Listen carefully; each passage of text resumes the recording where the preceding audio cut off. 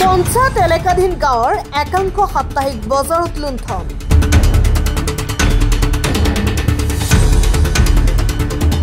জুৰিয়া উন্নয়ন খণ্ডৰ অন্তৰ্গত শিঙাৰী গাঁও পঞ্চায়তৰ এলেকাধীন শিঙাৰী সাপ্তাহিক বজাৰত নিবিদাকাৰীসকলে চলাই গৈছে লুণ্ঠন। মনে সজা ব্যক্তিগতভাৱে নিৰ্ধাৰিত মাচুলৰ পৰা ৰেহাই নাপায় শাক পাচলি বিক্ৰী কৰা সাধাৰণ কৃষকৰ লগতে ক্ষুদ্ৰ ব্যৱসায়ী।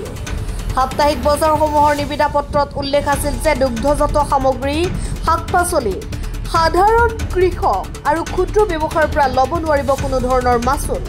কিন্তু শিঙাৰী সাপ্তাহিক বজাৰত দুখীয়া সাধাৰণ কৃষক আৰু ক্ষুদ্ৰ ব্যৱসায়ীও ভৰিব লাগে 20 পৰা 30 টকাকৈ মাচুল।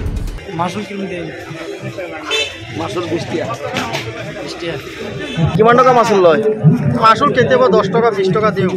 নিবিদা পত্ৰত উল্লেখ থকা অনুসৰি পঞ্চায়তসমূহে সাধাৰণ মানুহে পঢ়িব বুজিব পৰাকৈ বয়বস্তুৰ মাচুল নিৰ্ধাৰণ কৰি সাপ্তাহিক বজাৰত চাইনবোৰ্ড লগাব লাগে যদিও সেয়া বাস্তৱত নাই। পঞ্চায়ত আৰু গ্ৰাম উন্নয়ন বিভাগে সাপ্তাহিক বজাৰৰ নিবিদা পত্ৰত উল্লেখ কৰা নীতি নিয়মসমূহ বাস্তৱত কাৰ্যকৰী হ'ব কেতিয়া? এনেদৰে সাধাৰণ মানুহক অন্ধকাৰত ৰাখি একাংশ সাপ্তাহিক বজাৰত নিবিদাকাৰীসকলে চলাই যাব লুণ্ঠন। হয়, এইটো আমি প্ৰত্যক্ষ কৰিছোঁ যে বৰ্তমান কিন্তু যিটো সাপ্তাহিক বজাৰ আছে এইটো বৰ্তমান টেণ্ডাৰ হৈছে। গতিকে আমি অসমংখ্যালঘু সংগ্ৰাম পৰিষদৰ পৰা প্ৰথমতে এই বজাৰ কমিটিখিনিক আমি আহ্বান জনাম যে প্ৰতিটো বস্তুৰ কোনটো বস্তুৰ কি মূল্য আছে এটা চাইনবোৰ্ড প্ৰতিকৰণ কৰিব লাগে। আৰু কিছুমান ক্ষুদ্ৰ ব্যৱসায়ী আছে যিটো বজাৰত আপোনাৰ দুখীয়া শ্ৰেণীৰ মানুহবিলাকে ক্ষুদ্ৰ ব্যৱসায়ী আছে, সেইকেইটাত কিন্তু উল্লেখ আছে যে প্ৰতিবেদনত লিখা আছে সিহঁতৰ পৰা কোনো ধৰণৰ মাচুল ল'ব নোৱাৰিব।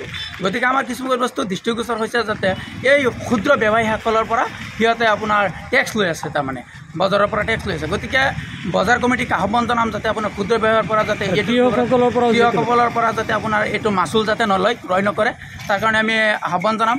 আৰু আমি প্ৰত্যেকটো সাপ্তাহিক বজাৰ কমিটিসকলক আহ্বান জনাওঁ যাতে আপোনাৰ সৰু সৰু যিবোৰ কোনটো বস্তুৰ কি মূল্য আছে গোটেইখিনি বস্তু যাতে তেওঁলোকে প্ৰতিবেদন লিখি চাইনবোৰ্ড প্ৰতিকৰণ কৰিব লাগে, তাৰ কাৰণে আমি অসমংখ্যালঘু সংগ্ৰাম পৰিষদৰ দাবী জনাইছোঁ।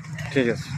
হয়, আমি অসম সংখ্যালঘু সংগ্ৰাম পৰিষদ নগাঁও জিলা সমিতিৰ ফালৰ পৰা আমাৰ নগাঁও জিলাৰ আয়ুক্ত মহোদয়ক অনুৰোধ জনাম, দৃষ্টি আকৰ্ষণ কৰিবলৈ আমি তেওঁক অনুৰোধ জনাইছোঁ যে তেওঁ যাতে নগাঁও জিলাত যিমানখিনি আমাৰ সৰু সুৰা বজাৰবিলাক আছে এই পঞ্চায়তৰ এৰিয়াত নিবিদা দি আছে এইবিলাক বজাৰবিলাকত যাতে এটা বজাৰ কমিটিয়ে যাতে প্ৰত্যেক এটা বস্তুৰ মূল্য যাতে এই চাইনবোৰ্ড আকাৰে প্ৰত্যেক বজাৰত ডাঙৰকৈ চাইনবোৰ্ড কৰি বজাৰত ৰাখি দিয়ে, লিখি ৰাখে, এইটো আমাৰ দাবী। আৰু লগতে দেখা গৈছে সৰু সৰু কৃষক ব্যক্তি মানুহে এই বজাৰত ক্ষুদ্ৰ ক্ষুদ্ৰ বেপাৰীবিলাকে বজাৰত বিক্ৰী কৰে বস্তুবিলাক, সেইবিলাকৰ পৰা টেক্স লোৱা হয়, সেইবিলাকৰ পৰা খাজানা লোৱা হয়। এইবিলাক যাতে নহয়, আমি নগাঁৱৰ আয়ুক্ত মহোদয়ক DC মহোদয়ক আমি অনুৰোধ জনাম যে এইবিলাক বজাৰত যাতে প্ৰত্যেক এটা বস্তুত মানে নাম সহকাৰে যাতে তেওঁলোকে এইটো মূল্য নিৰ্ধাৰণ কৰি লিখি দিয়ে, এইটো আমাৰ দাবী। News desk report, Assam time.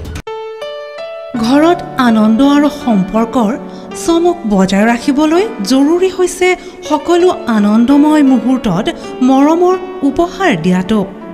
সেইবাবে মধুশ্ৰী জুৱেলাৰ্ছে আনিছে সকলো ৰঙীন ক্ষণৰ বাবে বিশেষ গহনা।